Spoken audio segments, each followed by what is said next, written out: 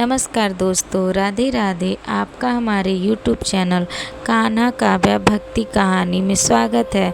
Welcome to Kanha काव्य भक्ति कहानी। आज हम लोग सुनेंगे गुरु पूर्णिमा व्रत की कथा। गुरु पूर्णिमा व्रत की कथा चलिए हम लोग सुनते हैं। भगवान शिव को सबसे पहला गुरु माना जाता है, क्योंकि भगवान शिव ने ही सबसे पहले ऋषियों को शिक्षा दी थी। इसलिए संसार का पूरे विश्व का पहला गुरु भगवान शिव को माना जाता है।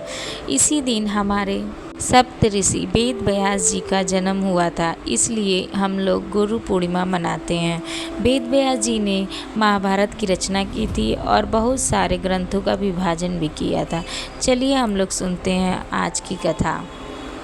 मान्यताओं के अनुसार 15 साल पहले एक भिक्षुक थे जो हिमालय पर तप करने बैठ गए। वह तप कर मौन होकर करते थे। उनको किसी से कोई मतलब नहीं रहता था।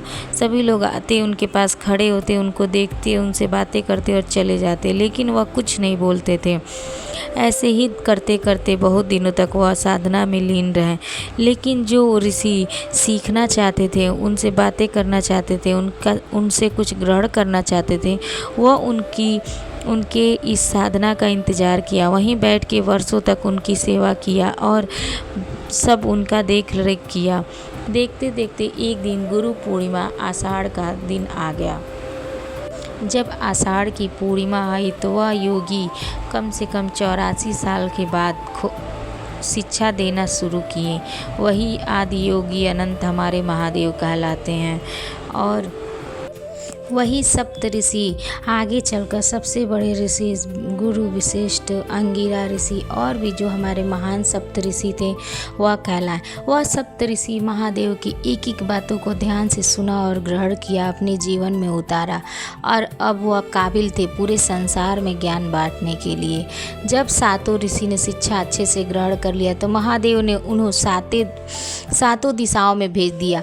अलग अलग दिशाओं में जाकर ऋषि ने अलग अलग शिक्षा दिया, ज्ञान दिया। धरती पे हमारे उस समय ज्ञान का प्रसार हुआ। इसीलिए आषाढ़ी पूर्णिमा को शिक्षा के प्रथम दिवस के रूप में गुरु पूर्णिमा के रूप में हम लोग मनाते हैं।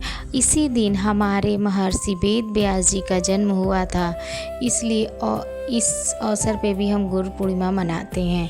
एक बार बहुत समय पहले की बात है कि महर्षि परशर गंगा नदी पार कर रहे थे और नाव चला रही थी सत्यवती, जिसे उस समय मस्त गंगा भी कहा जाता था। महर्षि परशरी ने अपनी योग शक्ति से चारों तरफ घरा कोहना फैला दिया और सत्यवती को वरदान दिया और कहा, अब ये योग शक्ति चारों तरफ फैल जाएगी और तुम्हारी कुमारी अवस्था बनी रहेगी। इसी योग से एक पुत्र जन्म लिया। वह बालक दूब पे जन्म लिया, इसलिए उसका नाम रखा गया दूब पावन। वह श्याम रंग का था, इसलिए उसका नाम कृष्ण दो पावन कहलाया। उन्होंने बहुत सारे वेदों का विभाजन किया, इसलिए संसार उन्हें वेद व्यास के नाम से भी जानता है। उस समय वेदों का ज्ञान इतना कठिन था कि साधारण मनुष्य से नहीं समझ सकता था। उस समय वेदों का ज्ञान करना बहुत ही कठिन था। इसलिए महर्षि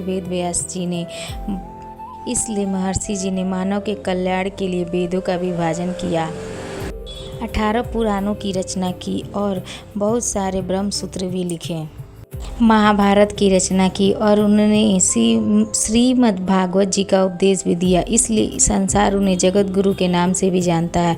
एक बार सभी देवताओं ने भगवान विष्णु से पूछा कि अगर शीघ्र ही हमें ज्ञान प्राप्त करना हो तो हमें क्या करना चाहिए। तब भगवान बृहस्पति देव ने कहा कि हमें अपने गुरु की आज्ञा के अनुसार कर्म करने चाहिए। उनकी आज्ञा के अनुसार सभी हमें उनके बातों को पालन करना चाहिए, गुरु की पूजा करनी चाहिए और गुरु पूर्णिमा के दिन उन्हें बुलाकर या उनके पास जाकर दर्शन जरूर करना चाहिए और उनको फूल माला अर्पण कर वस्त्र दान कर कुछ जरूर पवाना चाहिए, अपने हाथों से बनाकर या जो भी आप उन्हें दान देने में सक्षम हो वह उन्हें आप दीजिए।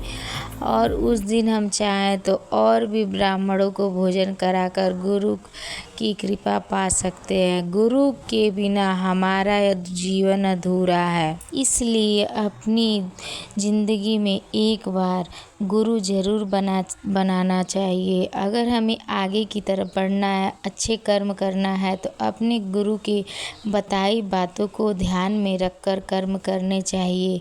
जैसे प्रेमानंद महाराज के कितने लोग गुरु मानते हैं तो राधा नाम जप करना शुरू कर दिए। ये थी हमारी आज की गुरु पूर्णिमा व्रत कथा की वीडियो। आपको हमारी ये वीडियो कैसी लगती है कमेंट में ज़रूर बताएं और जय गुरुदेव ज़रूर कमेंट करें गुरु की कृपा पाने के लिए। राधे राधे।